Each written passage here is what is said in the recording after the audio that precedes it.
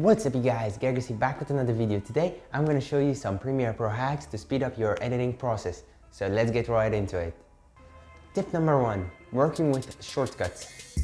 Now, working with shortcuts makes your editing go faster because, as you know, which key does what kind of function, it makes it go faster. You can program these keys to do certain tasks for you to make your editing process go a lot more faster instead of searching for the exact thing that you want to do.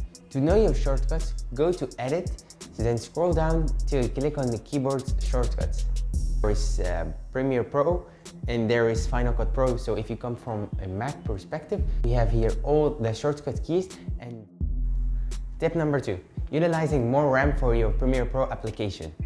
So to do that, go to Settings, then Preference, then choose the amount of RAM you want to give it to your Premiere Pro application.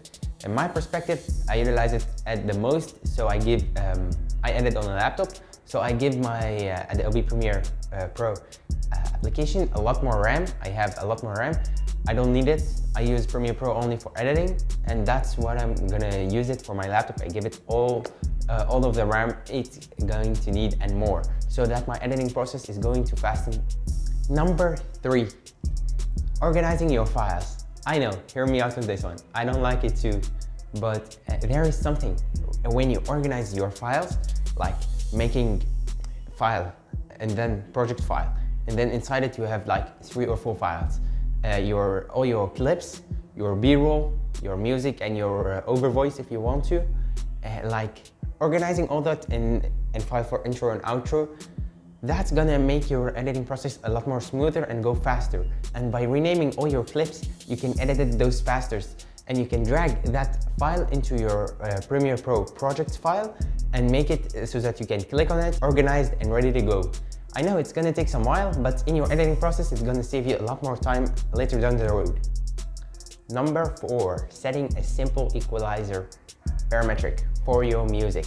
Now, it can let your music go from this while using in the background to this in the background. So there's a lot to be made, and that's what I like it about the most. Adobe is a little bit open program. It's very open, it's creative. You can do it. How? Now, go to your Effect tab, drag and drop the simple parametric equalizer, put it on your music, then use the settings as following.